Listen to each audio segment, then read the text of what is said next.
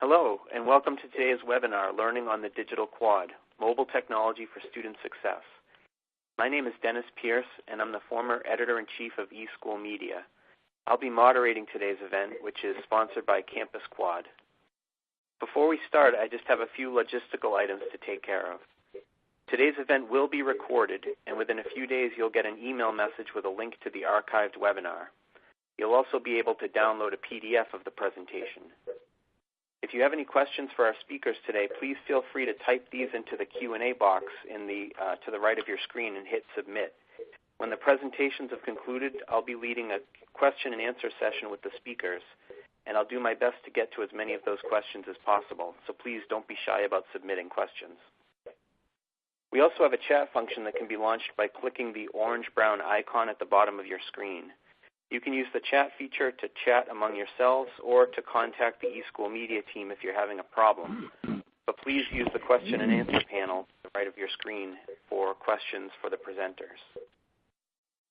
So with that out of the way, I'd like to introduce today's presenters. We have two great speakers for you today, and they'll be discussing how to craft a thoughtful, impactful strategy to take your campus mobile. Our first speaker will be Dr. Carney Strange, Professor Emeritus of Higher Education and Student Affairs at Bowling Green State University in Ohio. Carney received his PhD in Higher Education and Student Development from the University of Iowa, and he has been a faculty member at Bowling Green since 1978, where he has taught courses focusing on student development, the design impact of educational environments, and methods of qualitative research. Carney is the co-author of Educating by Design and the co-editor of Achieving Student Success. Carney will be followed by Frances Cairns, founder and CEO of Campus Quad. Frances has an extensive background in education and technology. She has led higher ed divisions at Macromedia, Dell, and Apple, where she helped launch iTunes U. Prior to her high-tech career, she held administrator posts at the University of Arizona, the University of Wisconsin-Eau Claire, Western Michigan University, and the University of Findlay. After Frances has presented, then, as I mentioned, I'll be leading a short question and answer session with both panelists. So without further ado, it gives me great pleasure to introduce our first speaker. Please welcome Carney Strange. Thank you, Dennis. Let me say, first of all, good morning to some of you still, and good afternoon to the rest of you. I think our overall focus of this webinar today is framed in the very broad question of how do colleges and universities serve as places of learning? How do they support the kinds of conditions that promote the learning growth and development of students? Now, I think to appreciate that, it's helpful to go back to some of the earliest roots of these places and to understand how they got to look like the way they do now, their basic features of design and how those are expected to promote learning, growth, and development of students. To do that, I would take us back to some of the earliest planned learning settings, and those were monasteries in Western culture. Along about the Middle Ages to the late period of that, they had developed into quite a system in Europe and somewhat in the Middle East as well, that all the needs were taken care of in a carefully laid out plan for a physical facility. And it's a plan that always featured common space, typically framed by buildings or other natural structures. And it's that design of the monastic communities that became the earliest templates for the first universities that were founded in Western culture, going back to the 11th century, the founding of University of Bologna, then to Oxford, and then to Cambridge. Each of them took that sort of basic design of monastic community and built it into their idea about how to set up an institution that promoted individuals' learning. This space eventually became embedded in what we now recognize as the campus quad. This was a design, by the way, that John Harvard remembered very much from his own experience at Cambridge University. He brought that design, or at least the idea of the quad, with him to the colonies, the New World.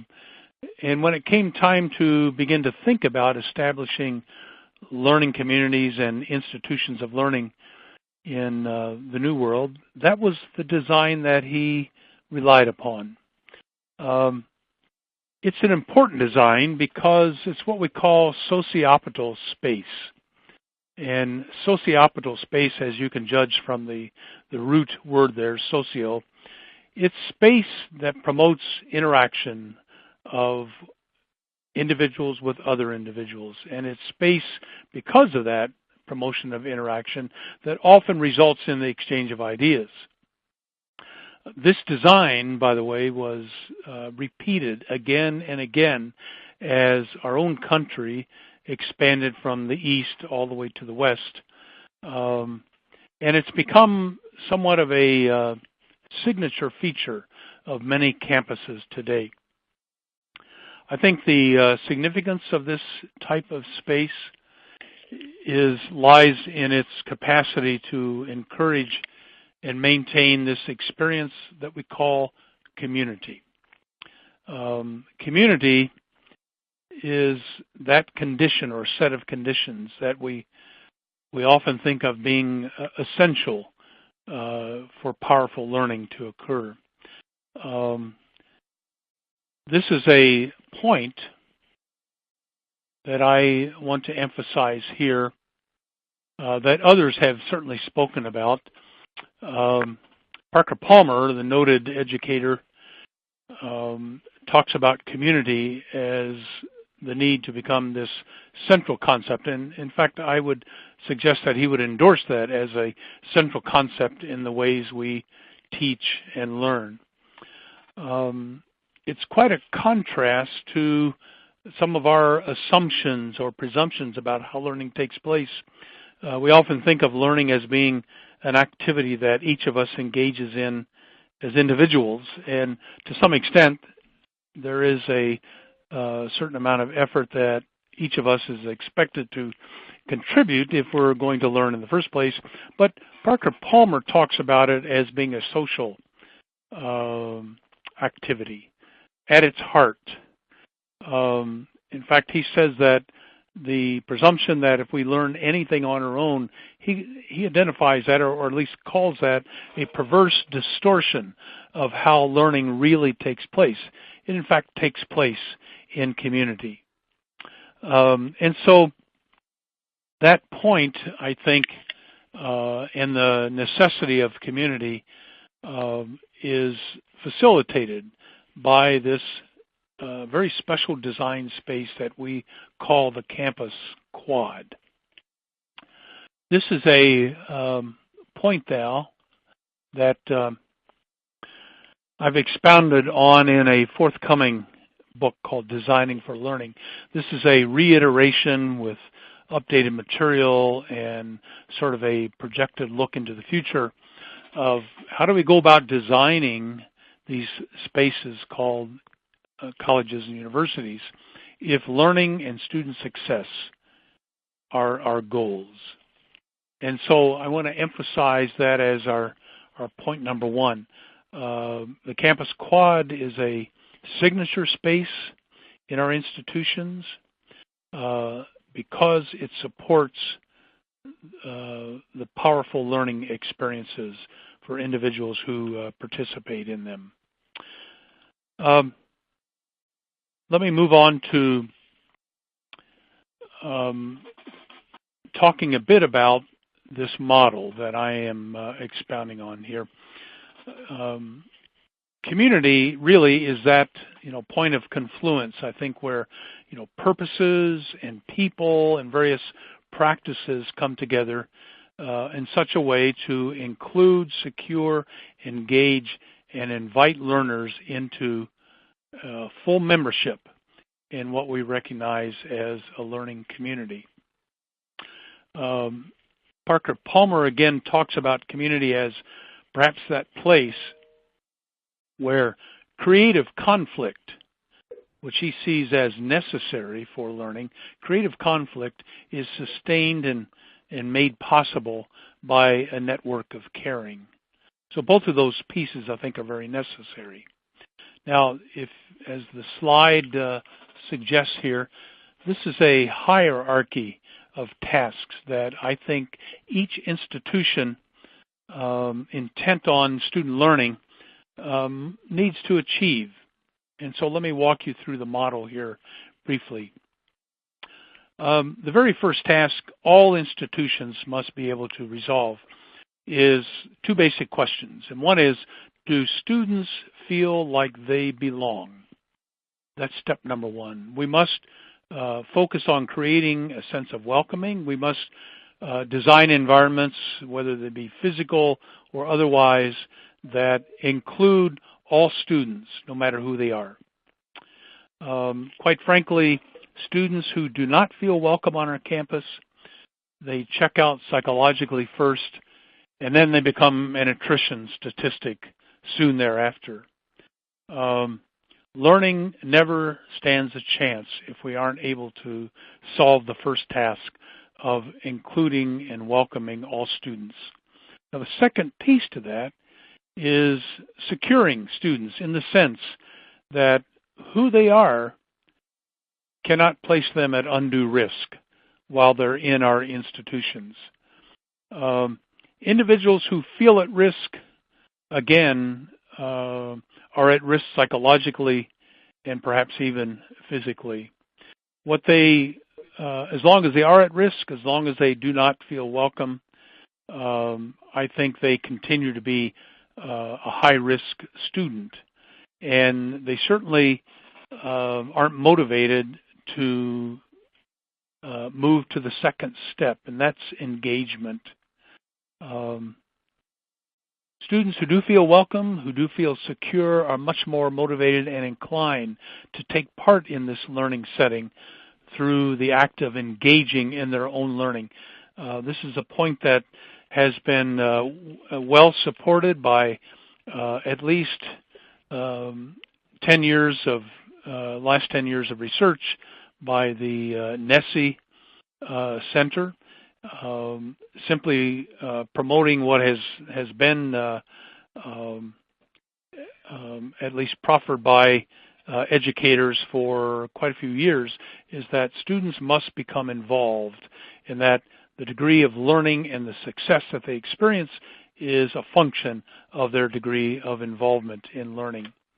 That phrase today is captured by the notion of student engagement. So student engagement simply means, or the bottom line for that, is that students must take on a role that is significant, that engages them to use their time and talents to enhance the whole learning process, not only for themselves, but for those around them. They have to contribute before or as they gain from the learning experience. They have to take an active role. They have to risk something of themselves in order to achieve a level of engagement that I think is necessary for learning. When they do that across time, then they experience the ultimate set of conditions, that is becoming full members of community. Now, community is something that they experience in residence. It's something they can experience in a student organization or club. It's something they can experience, hopefully, each time they walk into a classroom. And it's certainly a set of conditions that I think describes the very best of our colleges and universities, and that's the condition of community.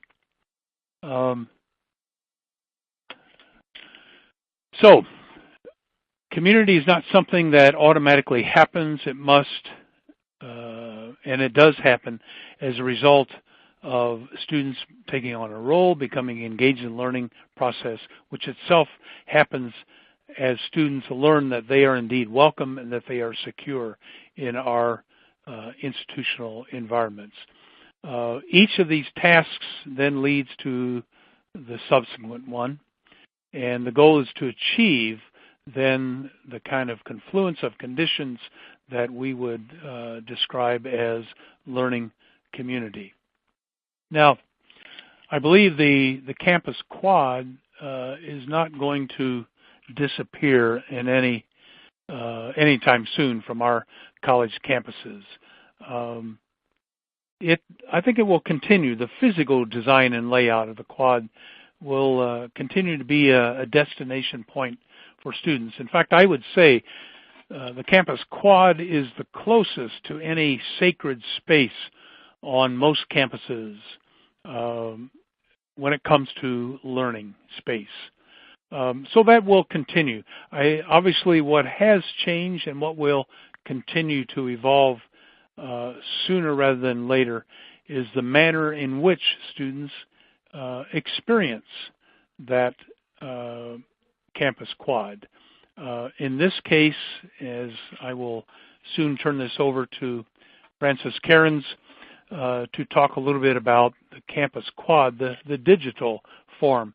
Obviously, students are connected in very different ways today than they were.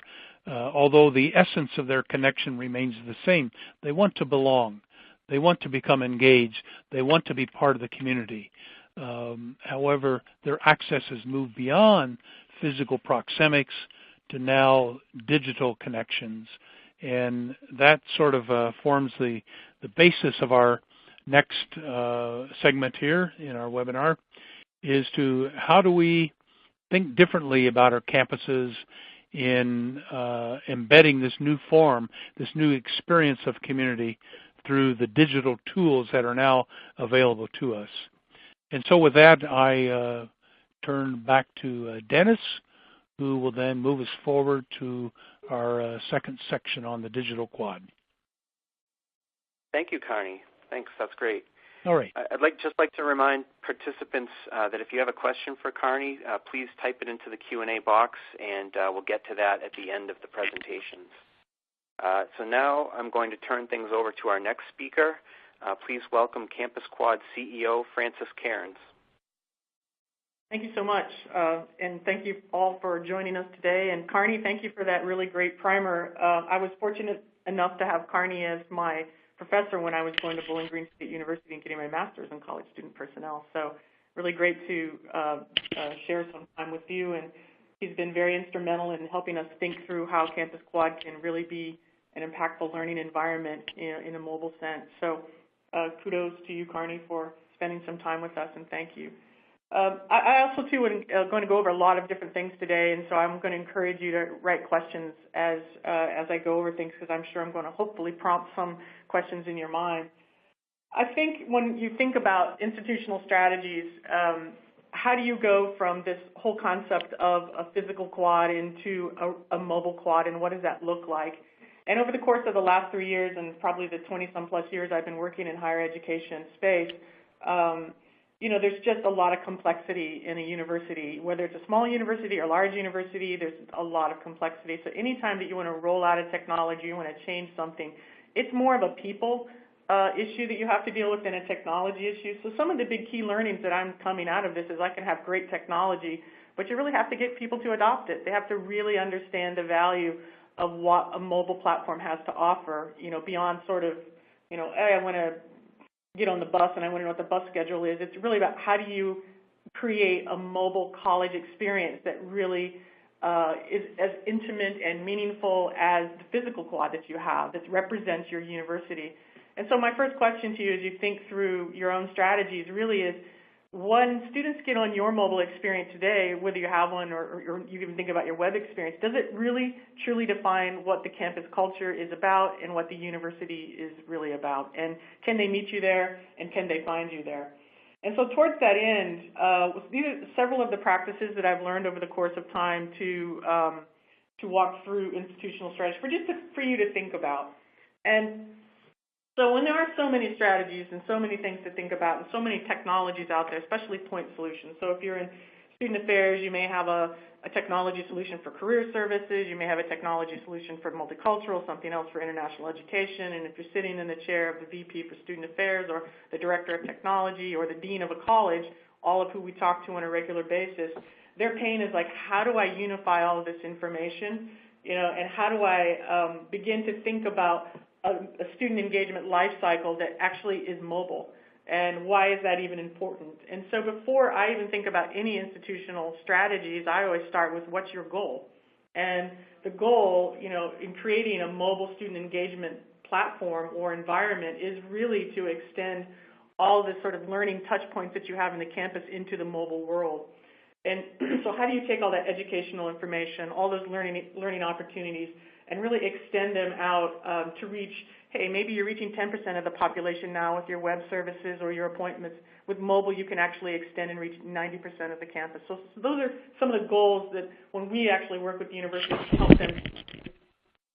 So unifying the information, I'm going to go through these instead of reading them. Shelley, just get on to the next and we'll go through them. So when it comes to unifying information on campus, there's a lot of communication gaps. I talk to folks every day who say, yes, we've got a lot of fragmentation. We've got websites that aren't updated and expensive to update, and we've got email that goes unopened. We've got listservs that are all over campus. We've got social media sites, and I love one staff member said to me, oh, we have ghost Facebook sites. And I said, what are ghost Facebook sites? She goes, well, it's where students come or staff come, and they create a Facebook site that's supposedly, supports university information, and then they leave the university and that site's still up and I don't know about it, and a student will come to me and say, oh my gosh, I just found this out on your Facebook page. I'm like, what Facebook page? And so, managing social media is a pain in itself, as you know, and obviously physical posters or centralized calendars, all those things are very difficult. So one of the things you really need to think about is what are your communication gaps, and then how do you unify that information access? How fragmented is your information? How outdated is it? And what kind of misinformation do you have out there? And is there, sort of borrowing a term from the tech world, sort of single source of truth for students to go to find out, really what's happening in student services and how to get access to vital information? The second strategy to really think about is providing always accessible self-service. If you think about where these students come from, and any of you are online bankers or use mobile banking or use any kind of mobile chat tools, students are used to accessing information 24/7, and they come to your university or your college expecting to have that same kind of ability to connect with their advisor, to be able to have appointments, to be able to search anything and find it. And the reality is for students that most of how they find information about campus, and I don't mean the latest event, I mean, my advisor, the hours the office is open, all the types of what's for lunch, they're Googling it.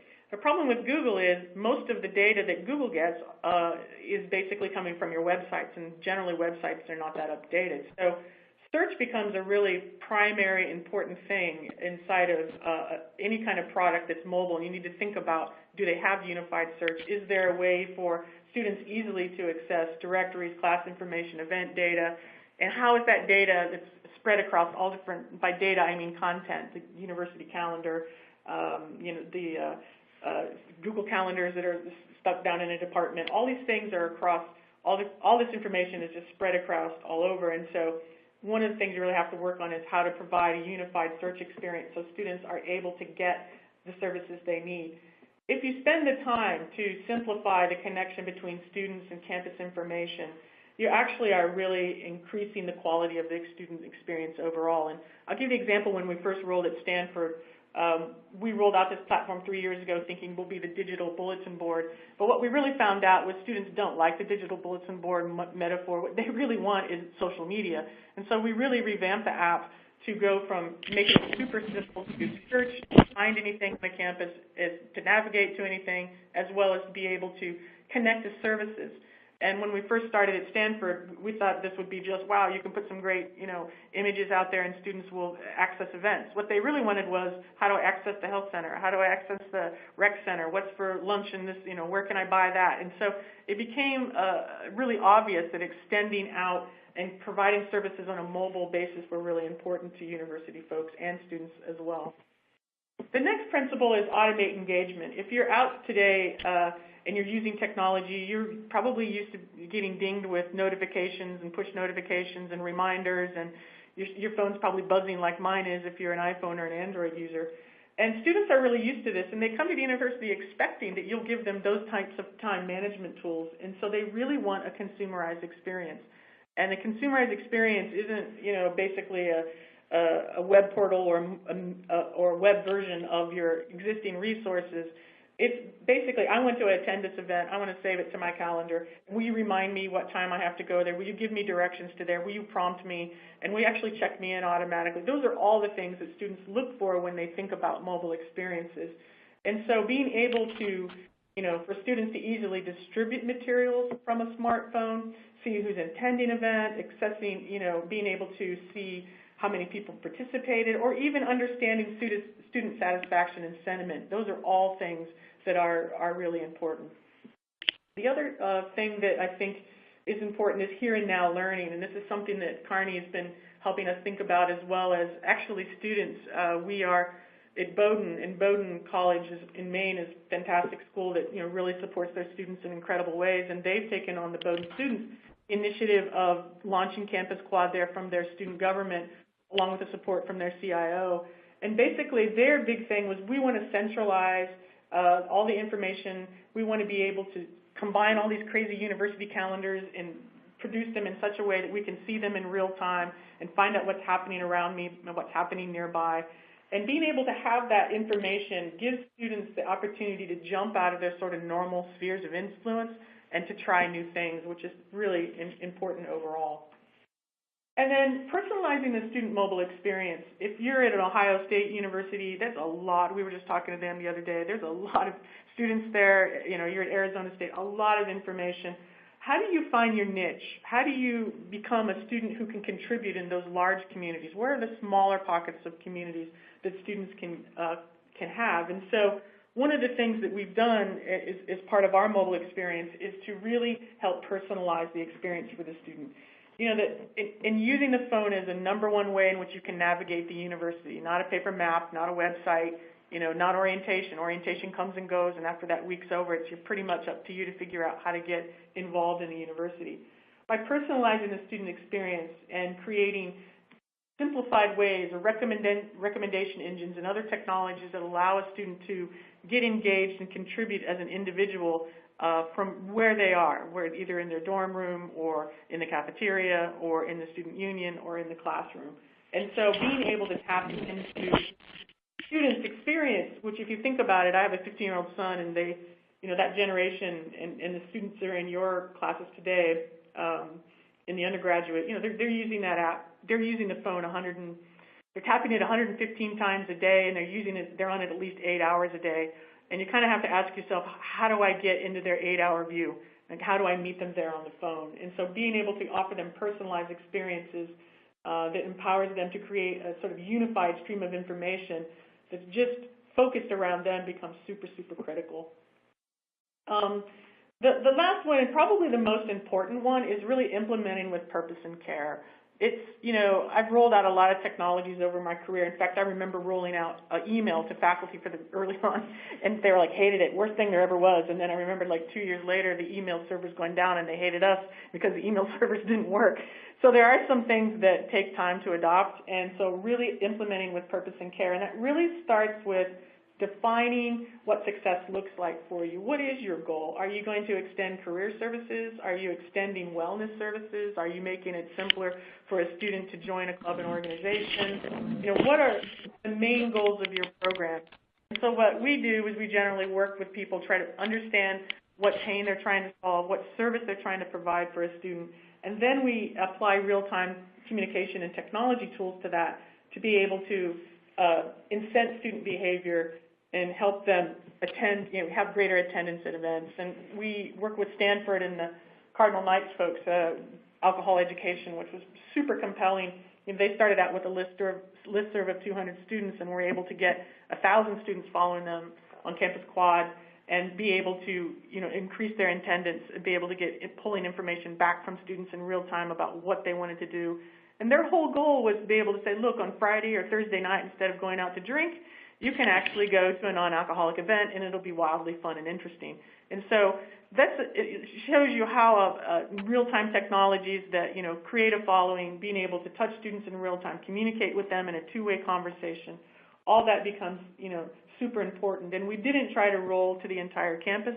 When you roll out something, you really want to make sure you start small, you get some success, and you get some momentum.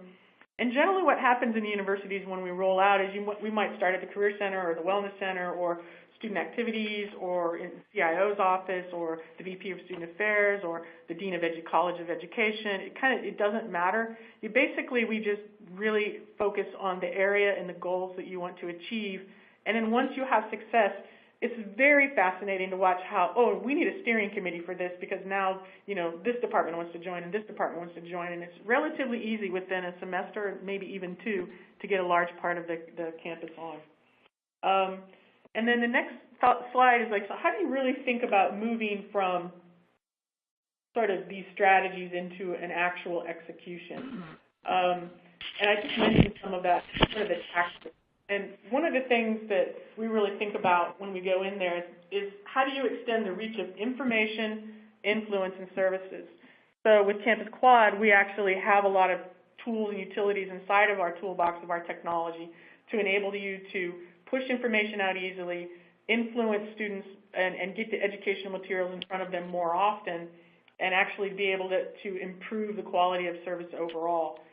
And one of the things that we look at is how can you provide these services, and how do you know, basically, that when you provided these services that you're providing a better learning opportunity? And I'm just trying to think about how students today really find information. I mean, they're going to Google search for information, but they're also going to find a majority of their research is done through social media. And so if you can create a hub on campus like a digital campus quad, like we have our mobile campus quad, and it's a mobile-first experience, what happens is you can actually get that information out there, you can provide 24/7 access, and then you can incent these behaviors, whether you want them, to increase, like I mentioned before, sort of the non-alcoholic events, or whether you want to improve your student ambassador program, or you want to actually, extend a study abroad program, whatever the goal might be. And one of the things that we enable is the ability to track all of these different components. We tag the app in about 250 some different ways, and we track what I call learning touch points. And these touch points are ways in which you can think about all the touches that happen. Think about every time a student walks by a poster and they see it, you don't really know if they've seen it. You don't usually know if they've opened an email. Your open email rate, is probably, if you're lucky, 25%.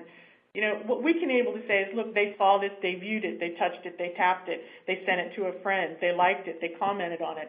And you can actually see for the first time that your educational content is being engaged with in real time on a mobile phone. This sort of, tracking these learning touch points becomes super, super critical. And the way in which we do it, if you can get to the next slide, thank you, is we do it by personalizing the mobile campus experience that I just talked about before. I'll show you just 5 different touch points that we really focus on for students. One is the personalized feed, which I mentioned that earlier, which manages your campus events, your posts, what you like. It gives you reminders. It makes it super simple for a student to save things to any calendar they have on their mobile phone. We make it really simple to explore what's happening on campus in real time. There's 3 or 4 ways when you're in the Explore tab that enables you in real time to discover what's happening. You can see what's happening around you right now, and that's super cool. You can see it by day. You can tap through a location and see what's happening nearby. You can search for anything, and when you search for, let's say, hey, I'm interested in football, it'll bring up every instance of football, groups, clubs, organizations, information, news, so that you can basically, go through and understand what's happening around you. And then we do a lot of trending data, what's hot on campus, which is an algorithm. We also do a lot of trending data around what's hot in your network, and being able to really consumerize this experience like they're used to in Instagram or like they're used to with Foursquare. We spent 3 years building out all the technologies underneath that actually provide this very consumerized experience. The other thing that's really critical is we enable students and university, faculty, staff, anybody. I always say, sometimes I'm presenting to deans and they're like, I can't do mobile. I'm like, can you take a picture on your phone? Yes. Can you text? Yes. You can be in Campus Quad. It's that easy. You take a photo of something, or you pull in a photo from somewhere else. You add some text to it, and you push it, and you've created really simple, beautiful content that can be shared inside your live Campus Quad. It can be pushed to Facebook, Twitter, SMS, email, listserv, whatever you want to do. And so being able to make students contributors of content as well as faculty and staff, rather handing it over to the web team and then there's doing 25 edits, it's real time and it's super compelling. Now, I bet if I'm talking about real time, all of you are going, oh my God, gasp, that students would be able to post anything. The reality is this is tied to a student ID, and it's also sort of your official quad. So students don't misuse it. We also have monitoring tools in there that make it super simple for the campus administrators to monitor directly from the handset. All these things that we've been asked for, from administrators over time. So we have also a lot of, tools enabling you to toggle or approve. There's a lot of capabilities in there as well. An activity feed, if you're used to Instagram, is really seeing, all the activity that's happening around who your followers are. It's a great way to extend your sort of horizons and learn more about what other people are doing. And then your personal profile, which basically tracks everything that you've been engaged in. It winds up in the end of the day being a very powerful tool for showing what you've been engaged in on campus and what kind of leadership activities and group activities you've been in. So the real importance of mobile is really focused around what I would say is right message, right person, right time. And so how do you get the right information to the right student at the right time? And if you're coming in from, you're a brand new student and you're coming in, there's certain kinds of information you need versus if you're a senior and you're trying to graduate, there's different types of information you need. And a really robust mobile campus quad is one where everyone's served with the right message, the right person at the right time. And then we've got a host of schools that are on campus quad that we can talk about at the end. It's also in the white paper, so I'd like to leave some of that for Q&A. But to sum things up, what we're trying to do is make what I say is the invisible work of student affairs or student practitioners visible through the use of data. And our operational data, we want to give it back to you in such a way that you can actually do some strong assessment on what works and what doesn't work. And so we track adoption, influence, and engagement touch points that I talked about. And all these things that have sort of been invisible in the past, you can really bring to life and show the value and the contribution of student affairs practitioners that they make to creating whole learning environments. So we've had a lot of people talk about real-time data, what Campus Quad is on a mission, and we've been working very closely with every university that we work with to make sure the data and the information that we provide back is really meaningful. Rather than me diving into that, I'm kind of conscious of the time. I want to leave a little bit of time for Q&A. Thanks for letting me ramble on about Campus Quad and about mobile. As you can see, I'm very passionate about it. Thank you, Frances. Thank you both for a very informative presentation. We have a number of questions that have come in from participants, and I'd like to address as many of those as we can, so I'll just jump into the questions. The first question I have, and this is for either panelist, but Frances, you had mentioned that in getting people to adopt technology, it's a people issue as much as a technology issue. You've talked about some of the key features that enable engagement with a mobile app. Can you talk about some of the best practices you've seen of how campuses are helping and encouraging students to adopt and use the app? Yeah, sure. That's always a real concern when you adopt any new technology. And every campus is different. Some students we start with, well, first let me say, and I think Carney would agree, that any student-led initiative is always better than a university kind of rolling something down and telling students they need it. So part of that's really important in getting students to adopt this is having them part of the adoption and selection of the technology. When universities come to us, we always insist that we have a student panel look at this, that we socialize it with students, that we onboard with students. If you get one student on who's a campus leader, you can generally get 150 students on, and we have a lot of sort of viral techniques that we've learned from the consumer space that serves the onboarding process really well. I think the other is we've worked with student governments very carefully and very closely. We've worked with key leaders in organizations. We go in and, we actually spend a lot of time. We have a person who's head of customer success. We have a team that basically comes in for the first 6 weeks and helps you figure out your goals, how to launch, what student leaders to get on, who are the key content contributors to add.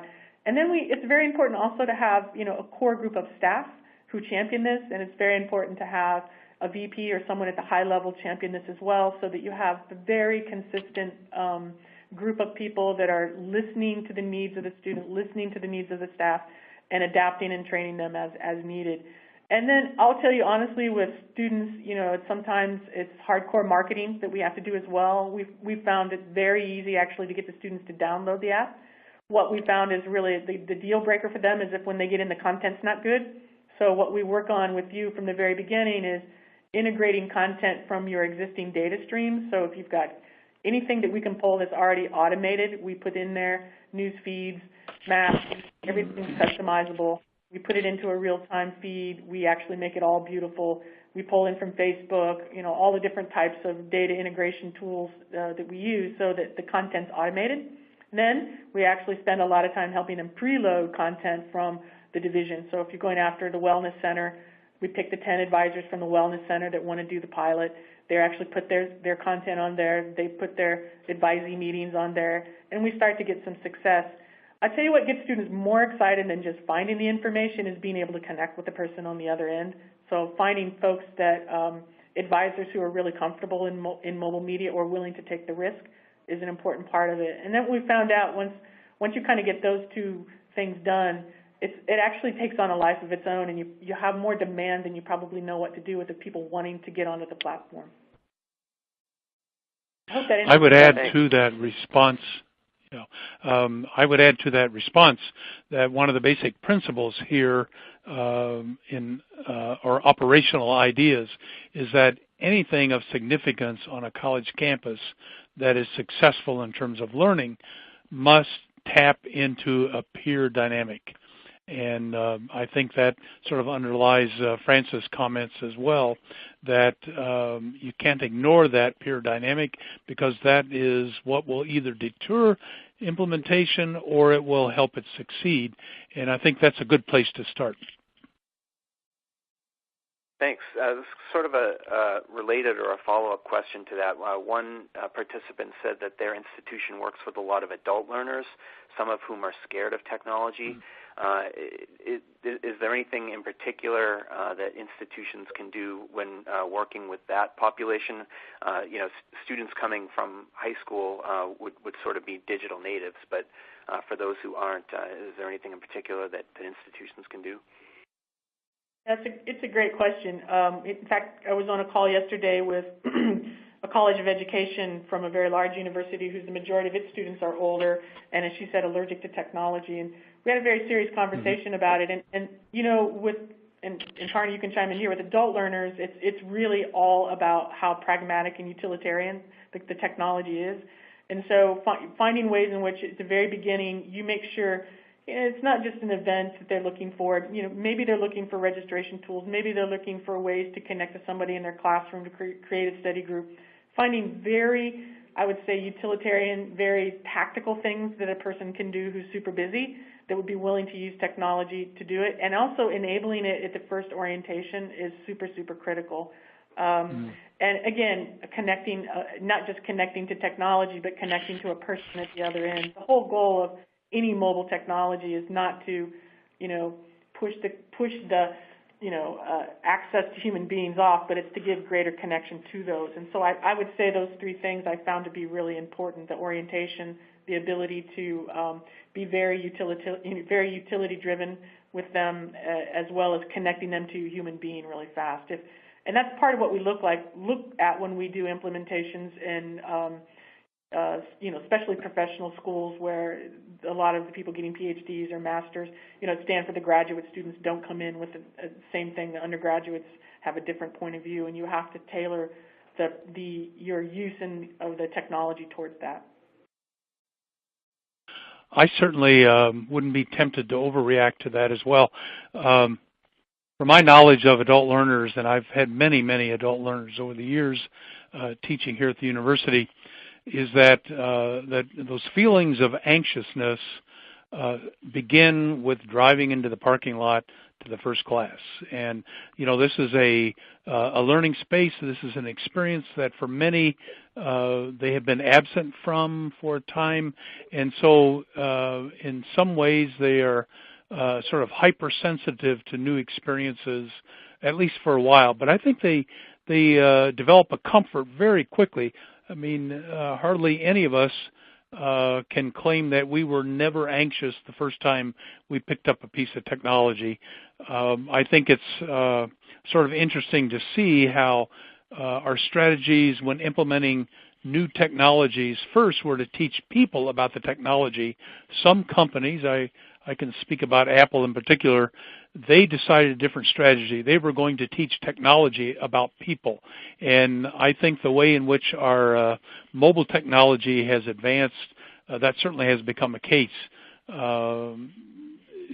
Icons are very simple to recognize, and various apps by simply a touch. I think adult learners, like all learners, become comfortable very quickly when they know that here's a device that helps them manage their life and all the demands they have to face at the time. And so I wouldn't be worried too much in the long run about that. I think it will solve itself. And once again, the principle of peer education, I think, is important here. There are many adults out there, adult learners, who have solved that problem very quickly, who are very adept at that. Those are the ones that we need to tap in order to be there at the orientation, in order to work in small groups with new adult learners in sort of facilitating the whole process. Thanks. We had a couple people ask about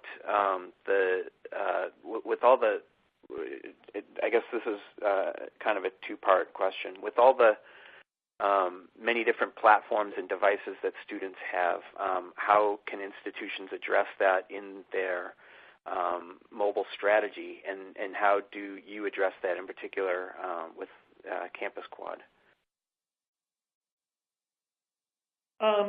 That's a great question. I think we do three things. One is we make all of our apps native, so the app is fully built in Android, run completely that way, as well as iOS. We keep those versions current. We also, in order to provide access, make sure that we could go back to as many versions as we can to cover old phones. And then, of course, the web, because not everybody has a mobile phone, not everybody has access to it. So we try to provide those three venues as a way to make sure everybody's covered, as well as touching on accessibility issues.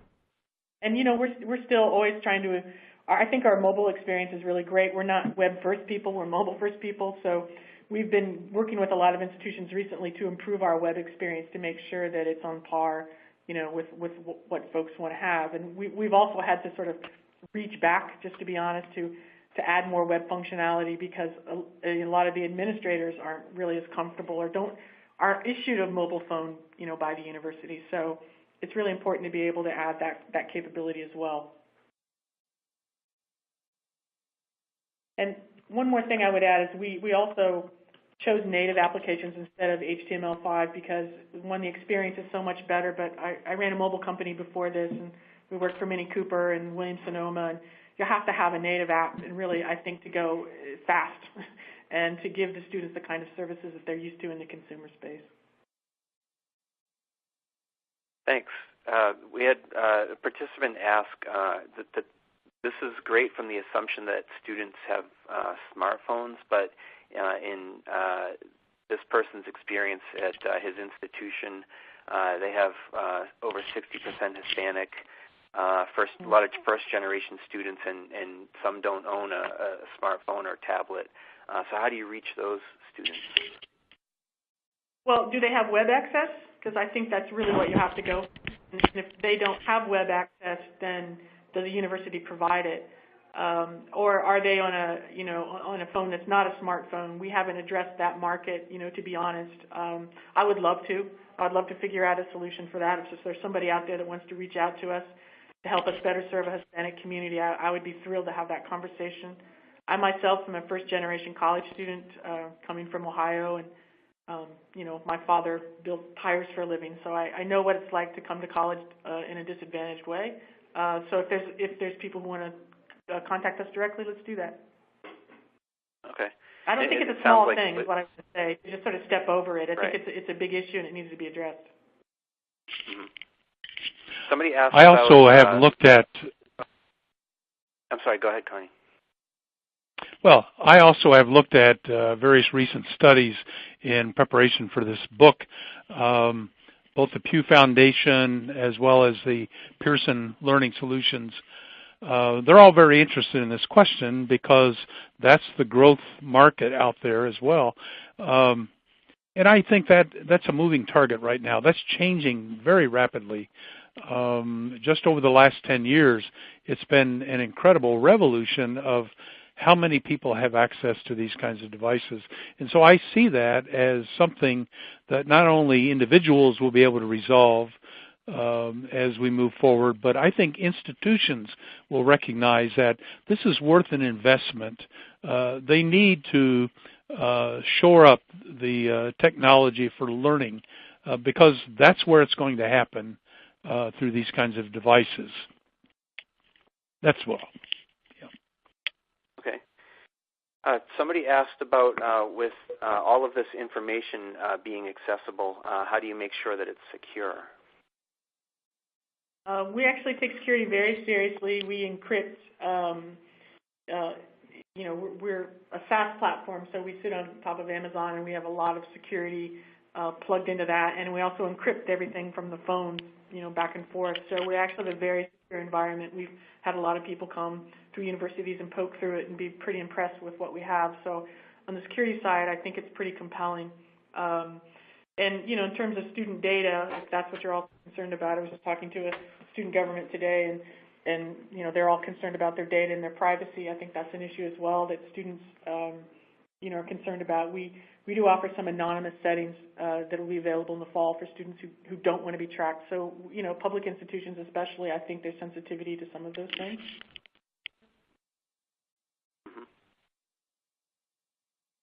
Somebody asked if you could talk a little bit more about what is involved in the implementation and rollout of the mobile service on campus.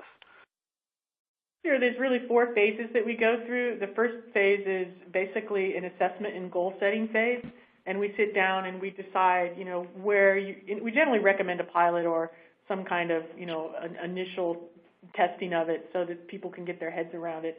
Let's say, for instance, you decided you wanted to do the Wellness Center, and in the Wellness Center there's 9 learning outcomes you want to go for. And basically what we do is we say, okay, we're at the Wellness Center and we want to be able to take these 9 advisors and be able to, for each of them to get a following of, maybe want to extend our reach to 5,000 additional students that we've never touched before, and we're going to target those.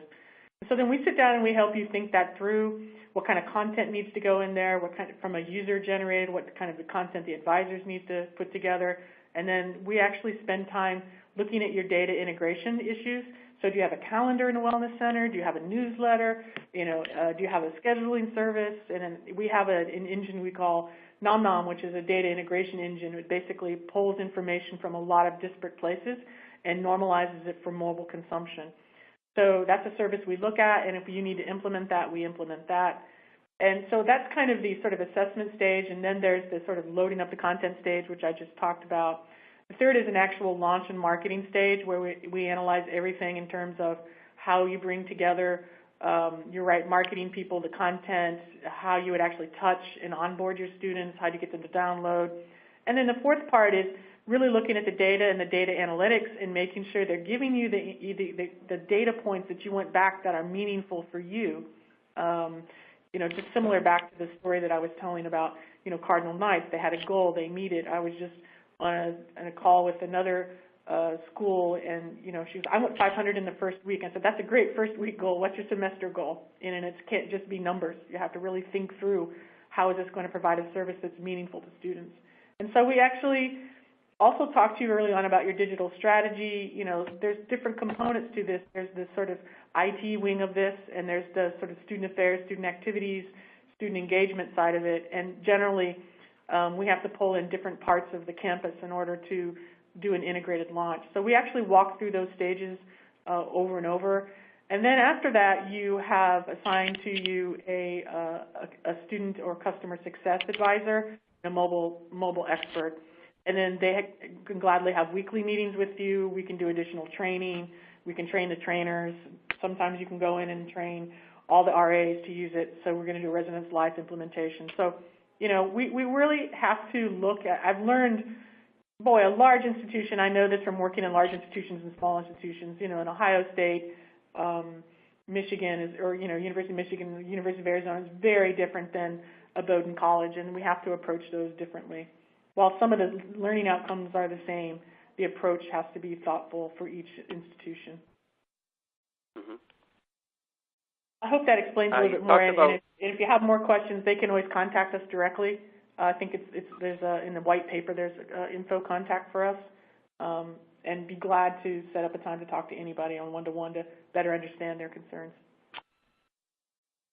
Okay, great. Francis, you had talked about the need to personalize students' mobile experience. Can you talk a little bit about the mechanism for how students are able to get the types of information that's most relevant for them? Yeah, there's two ways we do it right now, and a third one is coming. The first way we do it is that the student can follow anybody. And inside, so if you want to follow, I'll give you an example. I was looking at some data the other day of a student, you know, who's following the rec center and following the wellness center and following about 25 of their friends and following about, 22 different groups that they care about, as well as the news feed. And so the way they personalize their information is by following, just exactly like you do on Twitter. The second way we personalize the experience is through basically enabling students through an algorithm which says everything you've liked, which is like bookmarking, content, and also as well as every event that you said you were going to go to. And then let's say you decide you're going to go to the soccer game. You get up in the morning, we push a little information to you, say, hey, don't forget you said you're going to go to the soccer game. 15 minutes before, we give a little push. Hey, the soccer game starts in 15 minutes. You want to go? They actually go to it, and then when they go, we auto check them in if they're within 150 meters of the event, and then it shows up that they've attended the event. So those are some of the ways in which we personalize the experience, and then coming relatively, probably within the next 6 months from us, is recommendation engines that actually match student interest. So you were interested in this, therefore we're sending you that. As you know, to personalize that, you need to have a lot of data.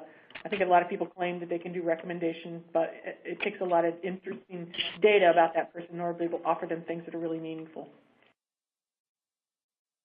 Thanks. Unfortunately, we're running short on time. I want to be respectful of people's time. There were a number of questions on specific aspects of the Campus Quad service, such as pricing, and it's my understanding that you'll be reaching out to those folks individually to answer questions, and they can also follow up with you as well. I do want to conclude with one final question for both panelists. There's some sensitivity about technology and apps in particular being just another fad. So to sort of sum up, how would you respond to that? And given all the competing priorities that campus leaders face today, how would you make the case that having a mobile strategy is really a necessity? Barney, you want to start? Well, my first thought is I just look out my office door and I see a classroom empty, and I see mobile devices in every hand.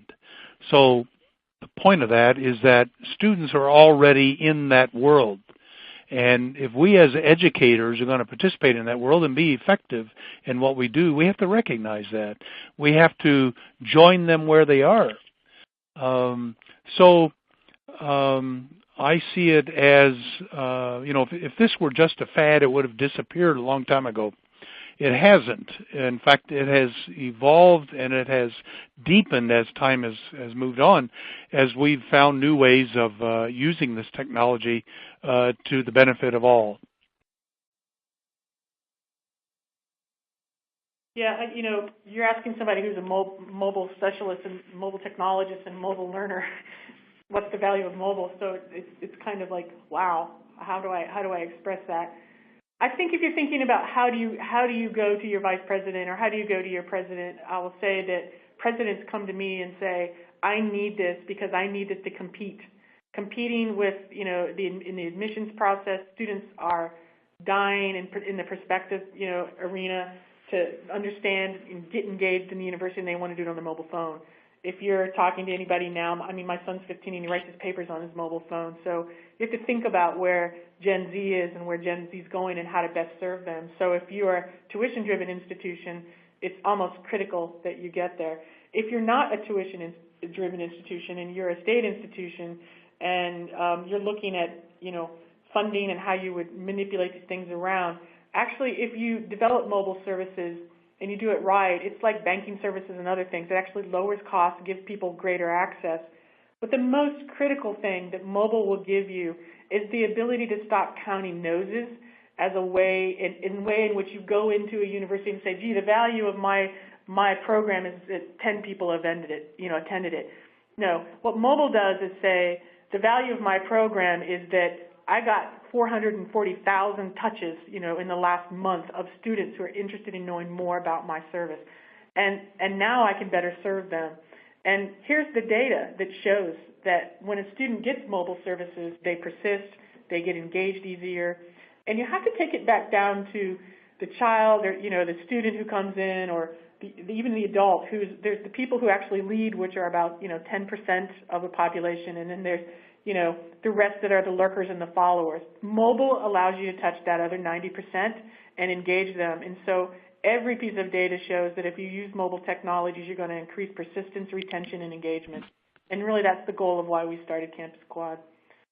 To end up, I know a lot of you are texting and asking for our information. You can just email me directly if you want, Frances, Frances, at campusquad.co, not com, but co, or info@campusquad.co.